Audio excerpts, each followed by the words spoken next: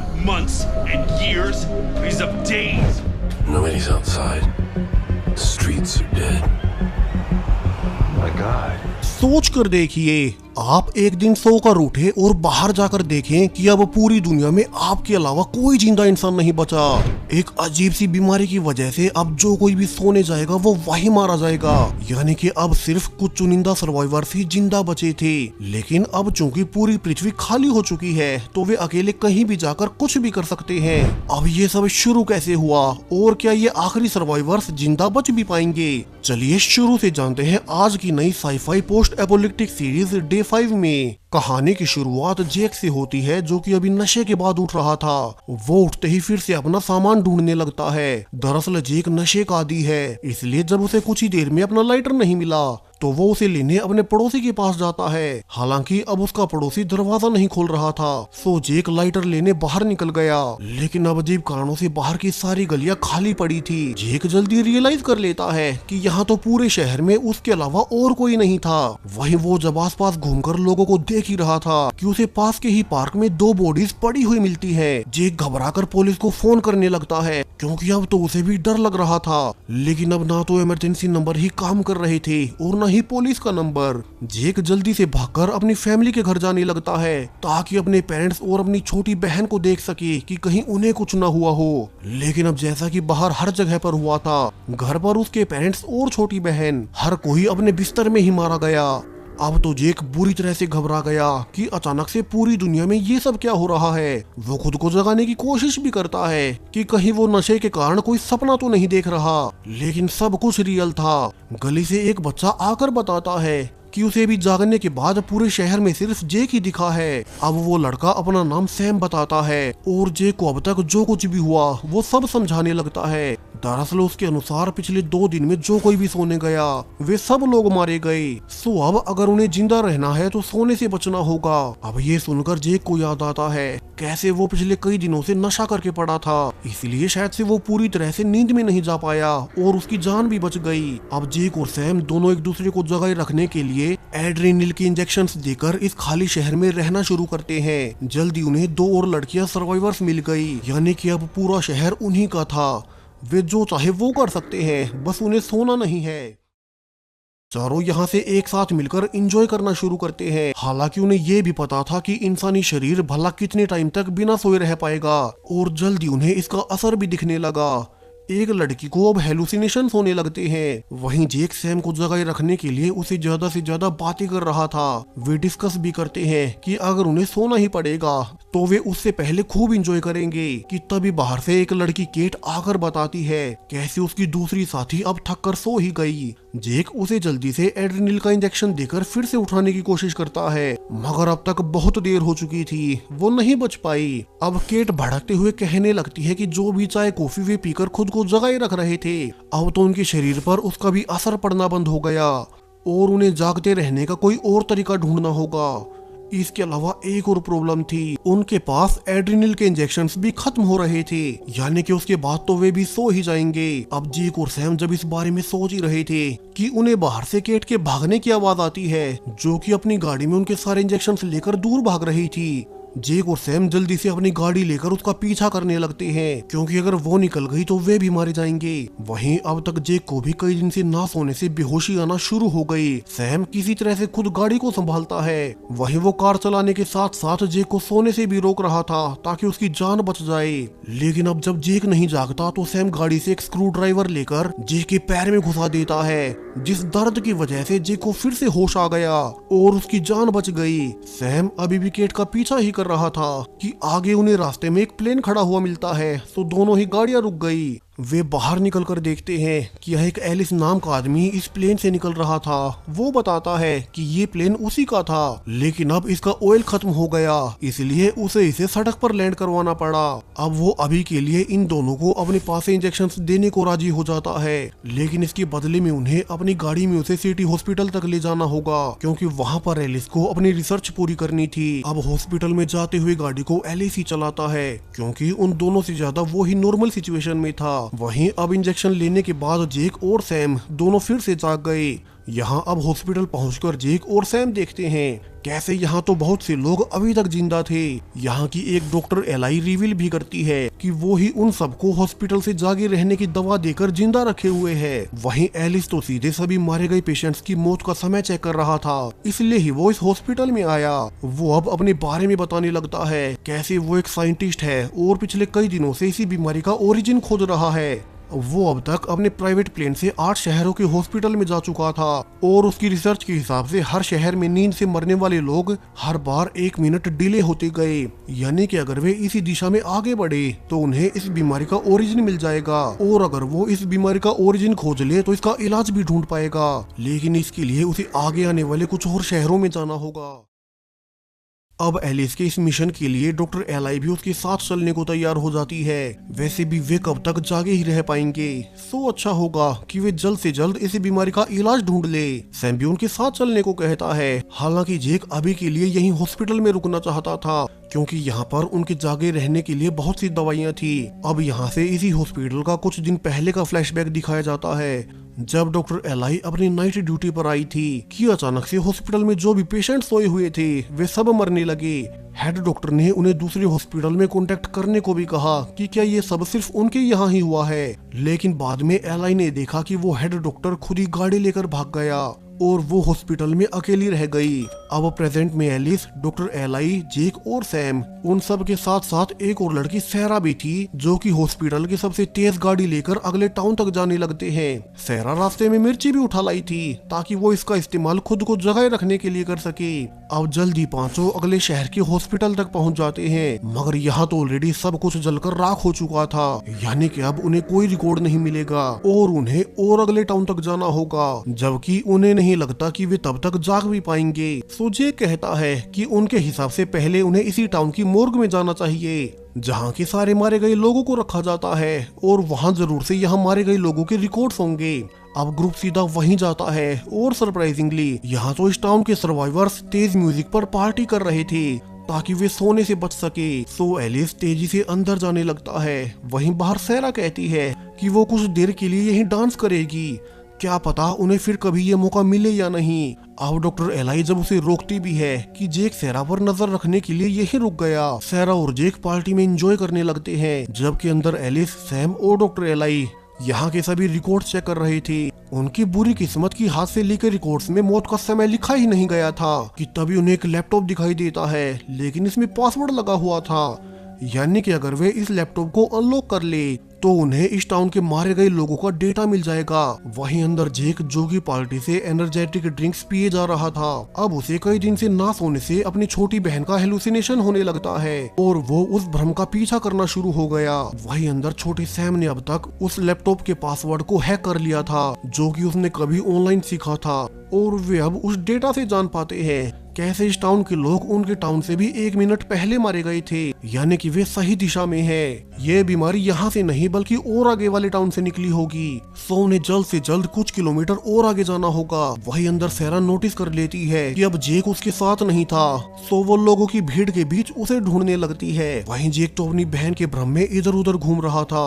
उसे याद भी आता है कैसे उसने कभी अपनी फैमिली की कदर नहीं की और सिर्फ नशे में ही पड़ा रहा। वहीं अंदर अब तक एलिस ने अपनी रिसर्च के अनुसार फाइनली वो जगह कैलकुलेट कर मैप कर ही ली जहाँ से उसके हिसाब से ये बीमारी शुरू हुई होगी। अब ये जगह इस टाउन से पूरे 2 घंटे की ड्राइविंग पर थी, सो उन्हें सब कुछ जानने के लिए वहीं जाना पड़ेगा।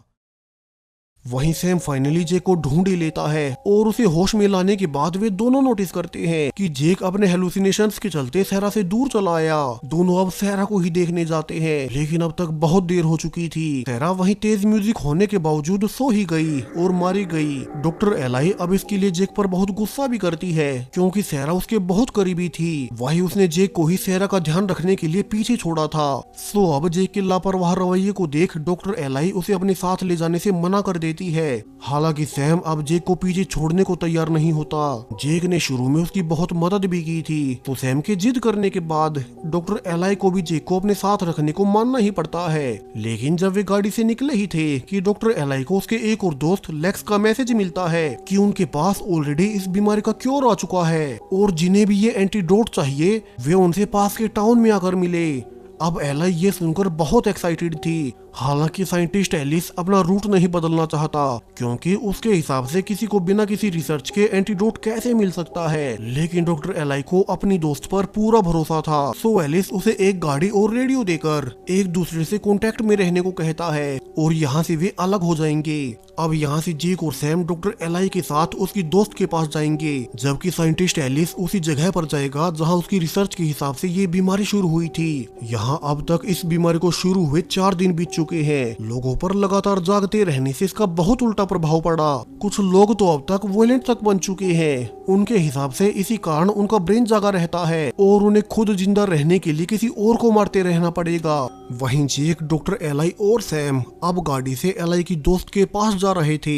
वे रास्ते में गेम खेलते हुए जाने लगते हैं ताकि उनमें सुस्ती न आए और वे सो न जाए कि तभी ऊपर वाले ब्रिज से कोई आदमी उनकी गाड़ी के ऊपर आकर गिरता है। इसी वजह से उनकी गाड़ी भी एक पेड़ से जा टकराई और उनका एक्सीडेंट हो गया। डॉक्टर एलाई, जो कि चोट लगने से बेहोश हो रही थी, उसे फिर से जगाने के लिए सैम उसके मुंह पर ड्रिंक फेंकने लगता है।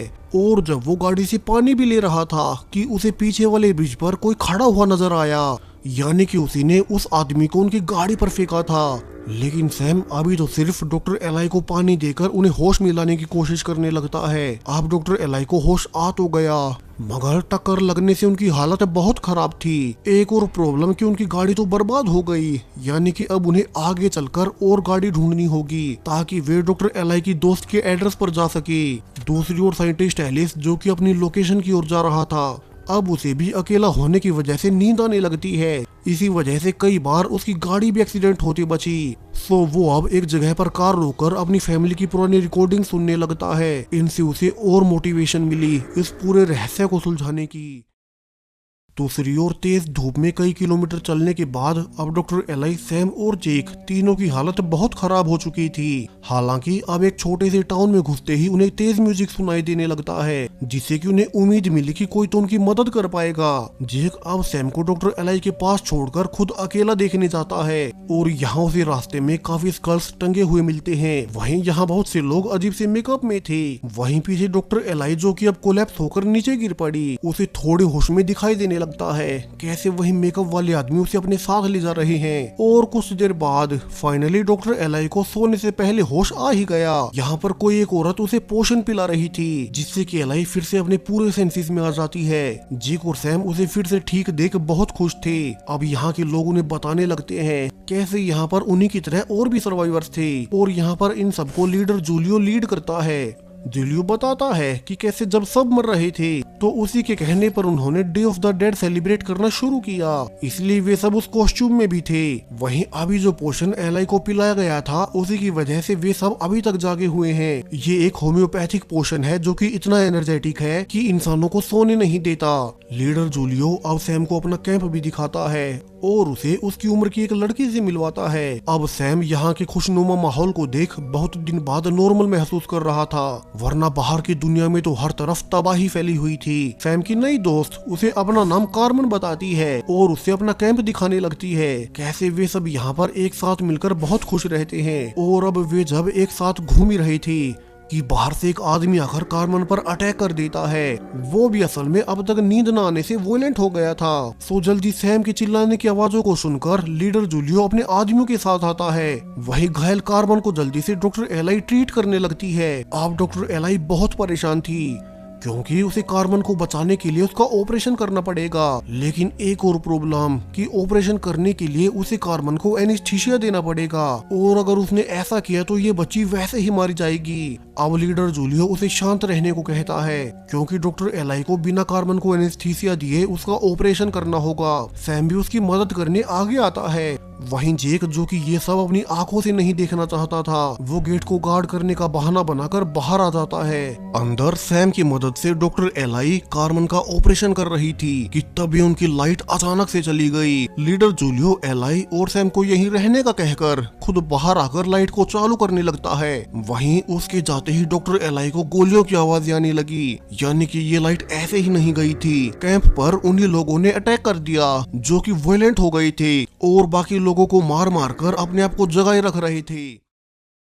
अब डॉक्टर एलाई कार्मन को उठाकर अंदर वाले रूम में ले जाती है और यहाँ पर कैंडल की रोशनी में उसका ऑपरेशन पूरा करने लगती है, क्योंकि हर गुजरते समय के साथ उसकी हालत लगातार बिगड़ती जा रही थी। तो सैम और एलाई कार्मन से लगातार बातें करते रहते हैं ताकि वो सो न जाए। और तभी अब वहाँ भी वो आदमी आ ही गया जो कि बाहर सब पर अटैक कर रहा था। वो अब डॉक्टर एलाई और सैम पर भी अटैक करने ही वाला था कि सही वक्त पर पीछे से जेक आकर अब उस आदमी के सिर पर वार करता है और उसे मार ही देता है। लीडर जूलियो के अंदर आने तक जेक ने सब संभाल लिया था और डॉक्टर एलाई अब यहाँ से कार्मन का ऑपरेशन पूरा कर उसे बचा ही लेती है। लीडर जूलियो अब पूरे ग्रुप को उनकी मदद के लिए थैंक्स बोलते हुए उन्हें आगे जाने के लिए अपनी गाड़ी दे देते हैं। साथ में ही उसने बहुत सारा उस पोशन का स्टॉक भी दे दिया जिससे कि डॉक्टर एलाई, जेक और सैम वे जागे रह सकें। डॉक्टर एलाई जूलियो से वादा भी करती है कि अगर उसकी दोस्त का कहना सही निकला और उसके पास सच में ही इस बीमारी का एंटीडोट हुआ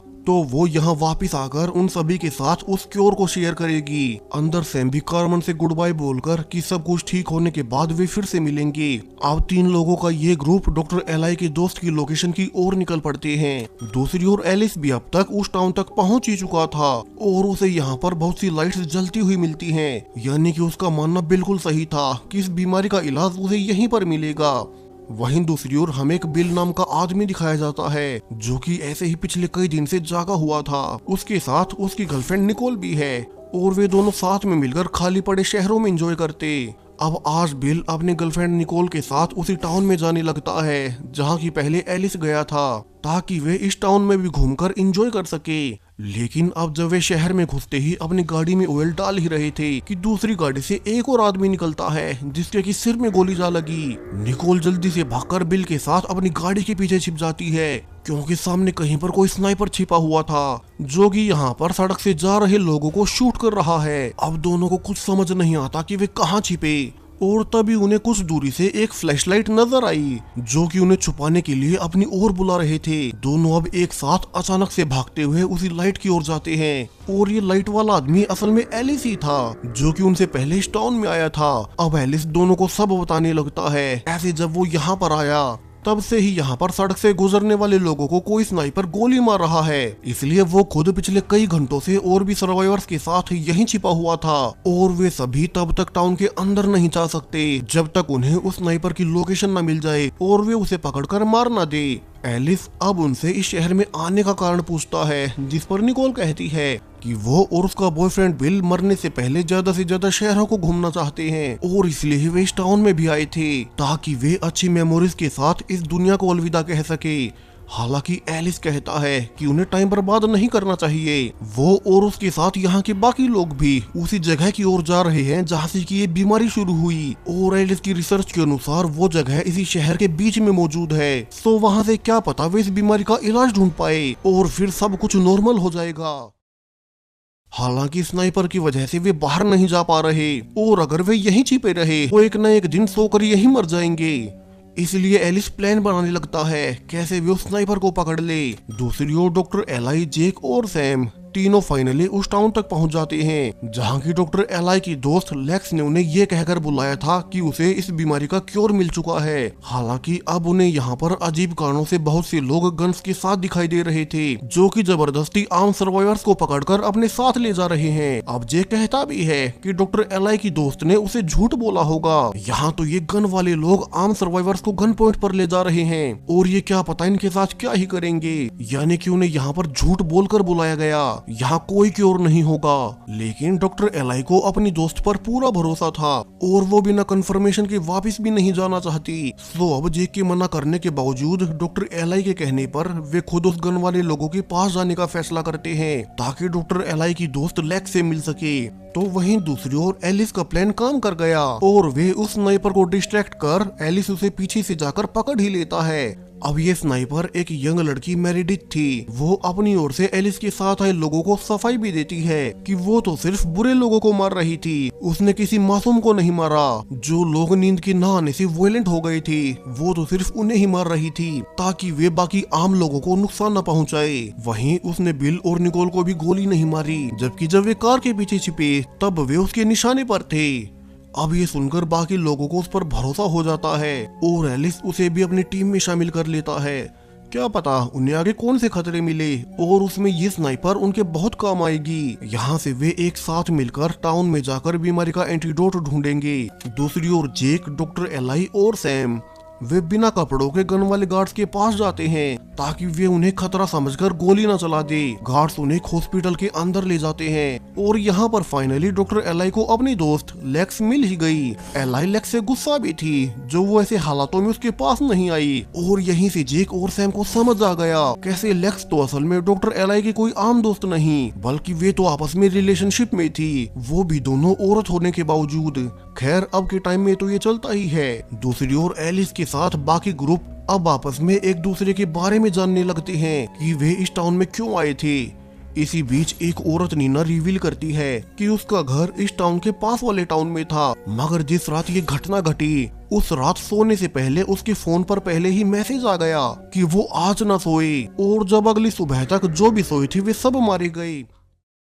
उसी के बाद नीना को एहसास हुआ कि किसी ने उसकी जान बचा ली और वो उस मैसेज वाले फोन नंबर के कोड से जान गई कैसे ये मैसेज इसी टाउन से भेजा गया था। इसलिए वो अपने बचाने वाले को ढूंढने यहाँ आई है ताकि वो ये पता कर पाए कि उसे किसने बचाया और क्यों बचाया।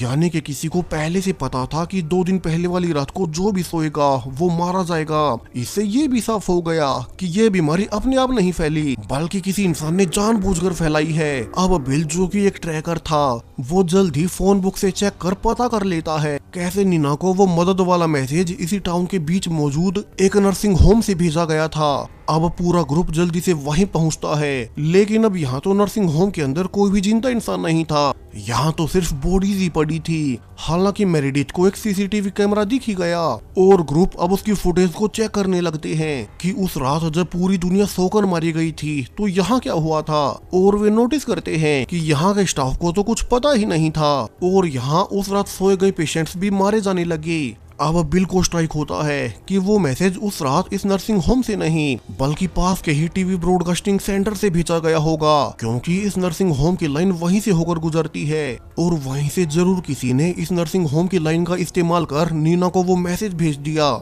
यानी कि अब इस पूरी मिस्ट्री का राज वहीं पर जाकर खुलेगा।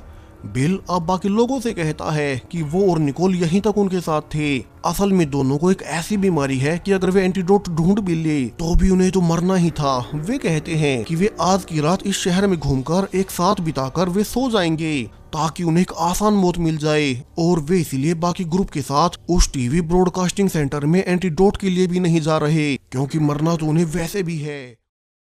वहीं दूसरी ओर उस दूसरे टाउन के हॉस्पिटल में अब तक लेक्स डॉक्टर एलाई समेत जेक और सैम को सब बताने लगती है कैसे उन्होंने सैकड़ों लोगों पर एक्सपेरिमेंट कर एक ऐसा सब्सटेंस क्रिएट कर लिया था जिससे कि वे पूरे 1 घंटे तक किसी को सेफली सुला सकते हैं और उसकी मौत भी नहीं होगी। यानी कि 1 घंटा सोने से इंसानी शरीर को थोड़ा बहुत आराम मिल जाएगा और वे और ज्यादा समय तक जिंदा रह सकेंगे।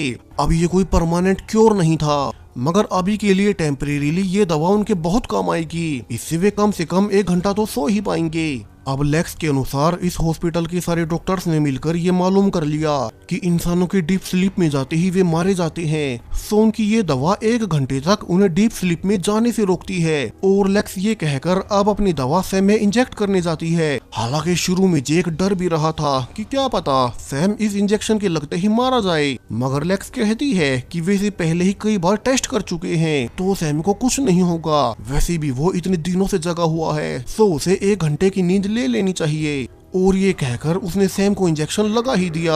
अब इससे आगे क्या होगा, क्या डॉक्टर लेक्स की ये दवा काम भी करेगी? वहीं इस क्योर के बनने के पीछे एक बहुत बड़ा राज छुपा है जो कि अभी डॉक्टर एलाई और जेक को भी नहीं पता। दूसरी ओर एलाइस और उसके ग्रुप ने अब तक फाइनली उस जगह का पता कर लिया था जहाँ से पूरी दुनिया में ये तबाही फैली, यानी कि वो टीवी ब्रॉडकास्टिंग टावर जहाँ के स्टेशन से हर ओर सिग्नल्स भेजे जाते हैं। सो अब वे सब कुछ पता लगाने वहीं जाएंगे। अब नर्सिंग होम में बिल और निकोल बाकी सबको बता देते हैं कि चूंकि उन्हें पहले से एक जानलेवा बीमारी थी तो वे उनके साथ टीवी स्टेशन पर नहीं जाएंगे और वे आज की अपनी आखिरी रात शहर में घूमकर बिताएंगे। दोनों अब बाकी ग्रुप से अलग होकर बाहर निकल जाते हैं। बिल पहले एक बेकरी का शीशा तोड़ अंदर घुसता है और यहाँ पर वे अपने पुराने समय की तरह अच्छे से डिनर करते हैं। इसके बाद हर जगह घूमकर वे आखिर में एक मूवी थिएटर में गए उन्हें पता था कि ये उनकी लाइफ की आखिरी मूवी होने वाली है, सो वे आपस में एक दूसरे को थैंक्स भी बोलते हैं जो वे इतने समय तक एक साथ रहे और अब वे मर भी एक साथ ही रहे हैं। और आखिरकार दोनों मूवी के खत्म होते होते एक दूसरे की बाहों में सो ही गए और उन्होंने दम तोड़ दिया।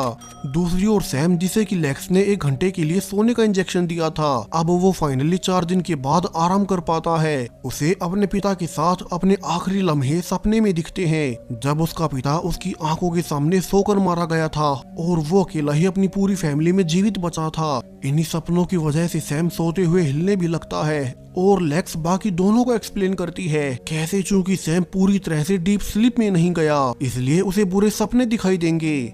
लेकिन चिंता की कोई बात नहीं, यहाँ जेक को भी अब तक लेक्स की बातों पर यकीन हो चला था क्योंकि सैम इतनी देर से सोने के बावजूद अब तक जिंदा है, यानी कि उनका नया सीरम काम कर गया। दूसरी ओर एलिस का पूरा ग्रुप अब उसे टीवी स्टेशन में घुसने लगता है क्योंकि उन्हें पता चल चुका था कि जो पूरी दुनिया में वो बीमारी फैली, कैसे जो भी लोग सोए वे सब मारे गए, वो सब असल में यहीं से शुरू किया गया था। लेकिन तभी बाहर से ही एक तेज लाइट जलते हुए उन्हें अनाउंस किया जाने लगता है कि वे अंदर घुसने की कोशिश न करें, उनके पास एडवांस्ड हथियार है और अगर ग्रुप अंदर भी आया तो वे सबको जान से मार देंगे।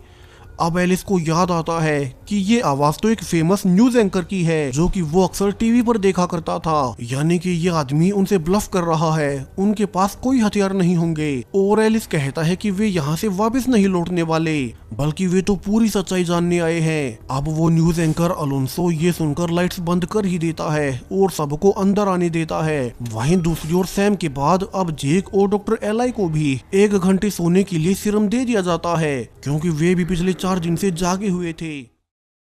अब जेक भी सैम की तरह सोते ही बुरे सपने देखने लगता है जो कि उसे पहले भी आते थे। किस तरह से उसकी छोटी बहन मेगन हमेशा चाहती थी कि उसका बड़ा भाई हमेशा उसके साथ रहे, उसके साथ ही खेले, मगर जेक तो हमेशा नशे में पड़ा रहा, वो तो अपनी बहन के आखिरी टाइम तक में उसके साथ नहीं था। वहीं डॉक्टर एलाई सपना देखती है कि उसके आसपास सब मर रहे हैं और 1 घंटा पूरा होते ही लेक्स ने डॉक्टर एलाई और जेक दोनों को उठा दिया। लेक्स बताती भी है कि वे सीरम के असर को 1 घंटे से ज्यादा बढ़ाने के लिए एक्सपेरिमेंट्स कर रहे हैं, जिसके बाद अगर सब कुछ ठीक रहा तो वे इसकी मदद से कई घंटों तक सो पाएंगे। अब लेक्स तीनों को उन लोगों की इमेजेस भी दिखाती है जिन पर एक्सपेरिमेंट्स करने के बाद ही वे अब तक ये सीरम बना पाए हैं और अगर उन्हें इस सीरम को और परफेक्ट करना है तो उन्हें इनसे भी और ज्यादा लोगों की जरूरत पड़ेगी। जेक और सैम खुश थे कि अब शायद से सब ठीक हो जाएगा। जेक ने यहाँ से फैसला भी कर लिया कि पूरी दुनिया के नॉर्मल होने के बाद वो नशा छोड़ देगा और सैम को अपने छोटे भाई की तरह रखेगा, जैसा कि वो अपनी छोटी बहन मेगन के साथ नहीं रह पाया था। लेक्स यहाँ से सबको इस हॉस्पिटल के मेन बॉस डॉक्टर अब्राहम से मिलवाती है। उसके अनुसार डॉक्टर अब्राहम इतने बड़े जीनियस हैं कि उन्हीं की वजह से वे अब तक ये सीरम बना पाए और अगर कोई दुनिया बचा सकता है तो वे यही डॉक्टर है। डॉक्टर अब्राहम अब जेक और सैम से कहते भी हैं कि उन्हें अपने मिशन के लिए उनकी भी जरूरत पड़ेगी। अब जेक और सैम को क्या करना पड़ेगा ये तो डॉक्टर अब्राहम ने उन्हें नहीं बताया था, मगर वो अकेले में जाकर अपने गार्ड्स को ऑर्डर देते हैं कि उनके आगे के एक्सपेरिमेंट्स के लिए वे दूसरे टाउन में जाकर गन पॉइंट पर लोगों को उठा लाए। और यहाँ से रिवील हुआ कि असल में डॉक्टर अब्राहम उन गार्ड्स की मदद से पहले जबरदस्ती गन पॉइंट पर सर्वाइवर्स को उठाकर यहाँ लाते और फिर उन पर जानलेवा एक्सपेरिमेंट्स करते जिनमें उन सर्वाइवर्स की जान चली जाती है। और इसी कारण डॉक्टर अब्राहम उस सीरम को बना पाए हैं, यानी कि अब तक ऑलरेडी डॉक्टर उन सैकड़ों लोगों को अपनी सीरम की टेस्टिंग के लिए जान से मार चुके थे और अब तो उन्हें और ज्यादा लोग चाहिए ताकि वे इस सीरम की टाइमिंग को बढ़ा सके। वहीं इन सब के बारे में जेक, सैम और डॉक्टर एलाई को कुछ नहीं पता था। वहीं शहर के दूसरी ओर ऐसे ही 2 लोग, क्ले अपने साथी के साथ अब इसी हॉस्पिटल में अटैक करने की तैयारी करने लगता है। दरअसल डॉक्टर अब्राहम के गार्ड्स ने उन दोनों की फैमिली को उठा लिया था, सो वे उस हॉस्पिटल पर अटैक कर अपना बदला लेने वाले हैं। अब तक क्ले ने हॉस्पिटल की एक नर्स को भी पकड़ लिया जो कि अपने एक्सपेरिमेंट्स के लिए डॉक्टर अब्राहम के कहने पर और ज्यादा सर्वाइवर्स को ढूंढने आई थी। और उससे क्ले हॉस्पिटल में मौजूद सारे ही गार्ड्स की संख्या और डॉक्टर्स के बारे में जान लेता है ताकि वो अंदर घुसकर सबको मार सके। वहीं इन सबसे अनजान जेक और डॉक्टर एलाई अकेले में बैठकर डिस्कस भी करते हैं कि क्या एलिस अब तक अपनी मंजिल पर पहुंच गया होगा और क्या उसने इस बीमारी का इलाज ढूंढ लिया होगा। वे फैसला भी करते हैं कि एक बार डॉक्टर अब्राहम इस सीरम को और परफेक्ट कर लें। इसके बाद वे सीरम को लेकर एलिस और उस पीछे वाले टाउन में जाएंगे, वो टाउन जहाँ की डॉक्टर जूलियो के ग्रुप ने उनकी मदद की थी, और वे दोनों मिलकर अब सभी जागे हुए लोगों को बचाना चाहते हैं। वहीं सैम की दोस्ती लेक्स से हो गई थी और वो सैम से कहती है कि अगर वो चाहे तो वो उनके बहुत काम आ सकता है। सैम लेक्स के कहने पर डॉक्टर अब्राहम से मिलने पहुंचा, जो कि आज भी अपने सीरम की रिसर्च में लगे हुए थे। सैम उनसे बहुत इम्प्रेस्ड था कि वे दुनिया को बचा लेंगे। अब डॉक्टर अब्राहम सैम से कहते हैं कि चूंकि सैम अभी बहुत छोटा है तो वे उसके ब्रेन पर रिसर्च करना चाहते हैं और इससे वे सीरम को बहुत बेहतर बना पाएंगे। अब सैम तो पहले से ही डॉक्टर से इम्प्रेस्ड था, तो वो खुद पर उन्हें टेस्टिंग के लिए हाँ कह देता है। दूसरी ओर जेक सैम को ही ढूंढते हुए अब हॉस्पिटल के पीछे वाले हिस्से में जा पहुंचा, जहाँ की गार्ड्स उन्हें पहले नहीं जाने दे रहे थे, और जेक को यहाँ से अजीब कारणों से वही मास्क दिखाई देने लगते हैं, जो कि उसने पीछे वाले टाउन में जूलियो वाले ग्रुप के पास देखे थे। जेक को रियलाइज होता है कि ये मास्क तो वही है, मगर उसे वहां का कोई भी सर्वाइवर यहाँ दिखाई नहीं दिया, यानी कि कुछ तो गड़बड़ है। वहीं डॉक्टर एलाई ने भी अब तक नोटिस कर लिया था कि जो भी इमेजेस उसे लेक्स ने दिखाई थी उन लोगों की जिन पर वे एक्सपेरिमेंट्स कर रहे थे, उनके एक्सपेरिमेंट से तो किसी का भी जिंदा बच पाना नामुमकिन होना चाहिए, क्योंकि उन्हें लिटरली लोगों के ब्रेन को काट कर उसके अंदर देखना पड़ता है। एलाई अब लेक्स से सब कुछ पूछने लगती है कि क्या उनके एक्सपेरिमेंट के बाद लोग सही सलामत बच भी पाते हैं। लेक्स एली को कुछ भी समझा पाती उसके पहले ही जेक भी बाहर से आकर बताता है कैसे उसे हॉस्पिटल में उन लोगों के मास्क देखे जो जूलियो वाला ग्रुप उन्हें पीछे वाले टाउन में मिला था, यानी कि अब उन्हें सब समझ आ गया। दरअसल यहाँ से डॉक्टर अब्राहम के गार्ड्स उसी टाउन में गए होंगे और वे वहाँ से गन पॉइंट पर उन सारे सर्वाइवर्स को पकड़ लाए ताकि उन पर एक्सपेरिमेंट्स कर सके। वही उन्हें कोई भी यहाँ पर जिंदा नहीं दिखा है, क्योंकि इस एक्सपेरिमेंट के बाद कोई जिंदा बचता ही नहीं, यानी कि जूलियो का पूरा ही ग्रुप जिसने तीनों की इतनी मदद की वे अब तक सब मर चुके हैं। इसलिए डॉक्टर अब्राहम सैम को भी टेस्टिंग के लिए कह रहा था, यानी कि वो उस पर भी अभी यही एक्सपेरिमेंट कर रहा होगा। जेक अब सब कुछ जानने के बाद सैम को ढूंढने भागता है और डॉक्टर अब्राहम जब तक सैम पर ऑपरेशन शुरू कर पाता, जेक ने उन्हें पहले ही ढूंढ निकाला और वो गुस्से में कहता भी है कि डॉक्टर सैम को जाने दे, उसे उसके बारे में सब पता चल गया। अब सैम भी ये सुनते ही दूर भागने लगता है, मगर डॉक्टर अब्राहम ने उसे जबरदस्ती पकड़ लिया। वो कहता है कि बच्चों का ब्रेन आम इंसानों से कहीं ज्यादा काम का है, इसलिए उसे अपने रिसर्च को पूरी करने के लिए सैम की जरूरत है। वो कहता भी है कि वैसे भी लोग तो मर ही रहे थे, तो अगर वो कुछ और को मारकर अपने सीरम को परफेक्ट कर ले तो इससे वो दुनिया को बचा पाएगा। इससे कम से कम बाकी सब तो हमेशा के लिए बच ही जाएंगे जो अब तक बचे हुए हैं, और मानव जाति विलुप्त नहीं होगी। हालांकि एलाई और जे का मानना था कि बेशक से डॉक्टर ने ये सब सीरम बनाने के लिए किया हो, मगर उन्हें कोई हक नहीं मिलता कि वे खुद से चुने कि किसे मरना चाहिए और किसे नहीं। जिन सैकड़ों लोगों को उन्होंने ऑलरेडी मार दिया, अब वे कभी ये देखने वापस नहीं आने वाले कि उनके सीरम ने कितने लोगों की जान बचाई। और वे दोनों अब सैम को साथ लेकर यहाँ से हमेशा हमेशा के लिए निकल जाएंगे। डॉक्टर एलाई लेक्स से कहती भी है कि उसे नहीं लगा था जिससे वो इतना प्यार करती है वो ऐसा भी कर सकेगी, और उनका रिलेशन हमेशा हमेशा के लिए खत्म हो गया। वे बहस कर ही रहे थे कि उन्हें बाहर से गोलियों की आवाज आती है, यानी कि क्ले और उसके साथी हॉस्पिटल पर अटैक करने आ ही गए। दूसरी ओर टीवी स्टेशन में एलिस अब न्यूज एंकर अलोंसो से सब पूछने लगता है कि टीवी स्टेशन में उन्होंने ऐसा क्या किया कि बाहर सब मरने लगे। वही अलोंसो उनसे झूठ ना बोले, क्योंकि एलिस ने अपनी पूरी रिसर्च से ये पता किया था कि ये बीमारी इसी स्टेशन से शुरू हुई है। अब शुरू में अलोंसो बहाना भी बनाता है कि उसे कुछ नहीं पता, वो तो खुद किसी तरह से यहाँ अकेले जिंदा बचा है, लेकिन एलिस के अनुसार उसकी रिसर्च बिल्कुल साफ है, कैसे सब कुछ यहीं से शुरू हुआ और अलोंसो के अलावा यहाँ कोई जिंदा बचा भी नहीं है, यानी कि इन सब के पीछे वही है। अब अलोंसो जान चुका था कि एलिस और उसका ग्रुप पूरी तैयारी से आए हैं, और वो अब उन्हें सब कुछ शुरू से रिवील करने लगता है, कैसे वो पिछले 20 सालों से इसी टीवी स्टेशन से न्यूज पढ़ता। उसे देश दुनिया की खबरें बाकी लोगों को बतानी होती और वो अपने काम में बहुत अच्छा था, मगर उसने ध्यान दिया कि धीरे धीरे लोगों की जनसंख्या बढ़ती ही जा रही है। उसे समय समय पर खबरें भी मिलती कि कैसे ओवर पॉपुलेशन से पृथ्वी का इकोसिस्टम ही खराब होने लगा, नॉर्थ पोल और साउथ पोल की बर्फ पिघलने लगी। वो इन सब की जानकारी अपने टीवी प्रोग्राम में देता, मगर किसी को कुछ फर्क नहीं पड़ा। इंसान अंधे होकर सिर्फ पैसों के लालच में बड़ी बड़ी फैक्ट्रीज खोलते गए और उन्होंने हवा में जहर भर दिया, जबकि सभी देशों की सरकारों ने भी इस पर कोई एक्शन नहीं लिया। कभी अगर कोई मिनिस्टर इनके खिलाफ भी बोलता तो ये बड़े बिजनेसमैन उन्हें पैसे देकर शांत करवा देते।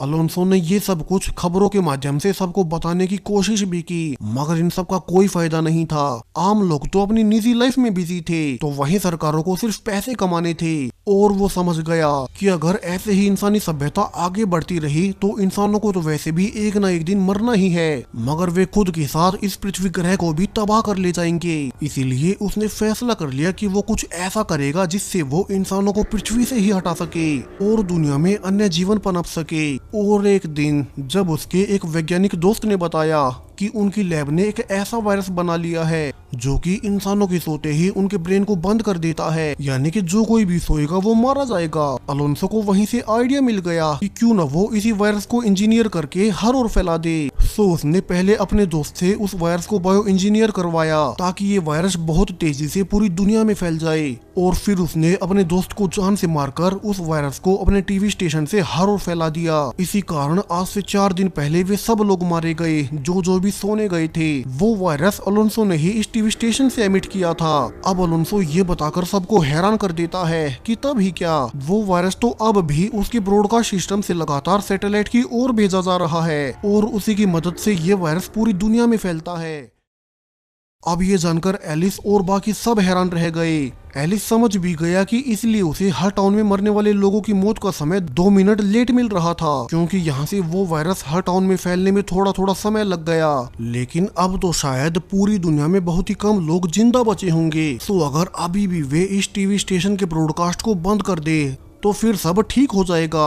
कम से कम जो लोग अब तक जिंदा बचे हैं वे तो आगे जी ही पाएंगे। अब एलिस ये सब सोच ही रहा था कि अलोंसो पीछे से भागकर उन्हें इसी कमरे में लॉक कर देता है। वो बाहर से चिल्लाए भी जा रहा था कि वे उसके प्लान को फेल नहीं कर सकते। जब तक दुनिया का हर इंसान नहीं मारा जाता वो इस ब्रॉडकास्ट को बंद नहीं करेगा। उसके हिसाब से ज्यादा इंसान 6 दिन ही बिना सोए रह सकते हैं। तो आने वाले 2 और दिनों में हर इंसान मारा जाएगा और फिर पृथ्वी हमेशा हमेशा के लिए इंसानों से मुक्त हो जाएगी। एलिस अंदर से देखता है कैसे अलोंसो खुद भी अपने आप को जल्दी हुई सिगरेट से दागकर जगाए रखे है। सो वे प्लान बनाने लगते हैं कि वे यहाँ से निकलकर उस ब्रॉडकास्ट को बंद कर देंगे। और एलाई अब जानबूझकर अलोंसो को बातों में उलझा लेता है, जबकि छत के रास्ते से उसके 2 मेंबर्स बेथ और उसका पति बाहर निकल गए, जिसके बाद वो छत फिर से बंद हो जाती है। लेकिन जब बेथ का पति अलोंसो पर वार करने जाता है तो अलोंसो उसे अपनी गन से ही पहले मार देता है। बेथ के सामने उसका पति मारा गया और वो समझ जाती है कि अलोंसो अपने मिशन के लिए कुछ भी करने को तैयार है। वहीं बंद कमरे के अंदर एलिस और बाकी सब प्लान करने लगते हैं। ऐसे वे इस स्टेशन की पावर को बंद कर देंगे ताकि वे बाहर निकल जाए और फिर ब्रॉडकास्ट को हमेशा हमेशा के लिए बंद कर दे। वहीं बाहर से अलोंसो सबको कहे भी जा रहा था कि कैसे वो जो कुछ भी कर रहा है वो बेशक इंसानों के लिए गलत हो मगर पृथ्वी ग्रह के लिए बहुत सही है। वो बता ही रहा था कि तभी लाइट्स फ्लिकर होने लगती है। वो समझ गया कि बेथ सब कुछ रिस्टार्ट कर रही थी। सो अलोंसो अब जल्दी से भागकर अपने न्यूज स्टूडियो में जाकर एक आखिरी मैसेज देने लगता है। कैसे उसने जो कुछ भी किया उसके पीछे उसका मकसद सिर्फ पृथ्वी प्लेनेट को बचाने का था। और तभी बेथ अंदर आकर अब लाइव टीवी पर अलोंसो को जान से मार देती है। अलोंसो ने पूरी दुनिया में तबाही फैलाई और बाहर उसके पति को भी मार दिया। अब वो बाकी सभी को भी बाहर निकाल लेती है और इसके बाद वे फाइनली इस टीवी स्टेशन के ब्रॉडकास्ट को बंद कर ही देते हैं, जिससे कि वो वायरस हर ओर बाहर फैल रहा था। यानी कि आने वाले कुछ ही घंटों में उस वायरस का असर हट जाएगा और सभी लोग जो कि अब तक जिंदा है वे सब बच जाएंगे। इसके अलावा एलिस और उसका ग्रुप यहाँ स्टेशन में मौजूद वायरस को नष्ट कर देंगे। दूसरी ओर जेक, सैम और डॉक्टर एलाई हॉस्पिटल से भागने की कोशिश कर रहे थे, जहाँ की क्ले और उसके साथियों ने अटैक कर दिया। रास्ते में उन्हें क्ले भी दिखाई देता है मगर उसने उन्हें कुछ नहीं कहा क्योंकि उसे पता था कि उन्हें भी डॉक्टर अब्राहम पकड़ कर लाया होगा। अब डॉक्टर अब्राहम खुद बाहर आकर क्ले के सामने सफाई देने लगता है कि उसके एक्सपेरिमेंट से वो दुनिया की भलाई ही कर रहा था और लोगों को तो वैसे भी मरना था, तो उसने कुछ गलत नहीं किया। अब क्ले ये सुनकर गन नीचे करने लगता है और यहीं से मौका पाकर अब्राहम उल्टा उस पर ही टूट पड़ा और उसने उसे वहीं बेहोशी का इंजेक्शन लगा दिया, जो इंजेक्शन उसने सैम के लिए प्रिपेयर किया था। डॉक्टर अब्राहम अब चिल्लाकर कहता है कैसे अब वो उसके ब्रेन पर एक्सपेरिमेंट करेगा जो कि वो सैम पर नहीं कर पाया। दूसरी ओर बाहर जब तक जेक अपने साथियों को लेकर निकल ही रहा था, लेक्स उन्हें रोकने आती है। अब डॉक्टर एलाई बाहर आकर उसे समझाती भी है कि वे यहाँ नहीं रुकने वाले और वो उनके रास्ते से हट जाए। लेक्स ये जानकर कि एलाई अब उसकी एक नहीं सुनने वाली, तो वो उन्हें गन पॉइंट पर बंधक बनाने लगती है, लेकिन पीछे से जेक आकर उसकी गन छीन लेता है और वे लेक्स को यहीं छोड़ अपनी गाड़ी लेकर बाहर निकल जाते हैं।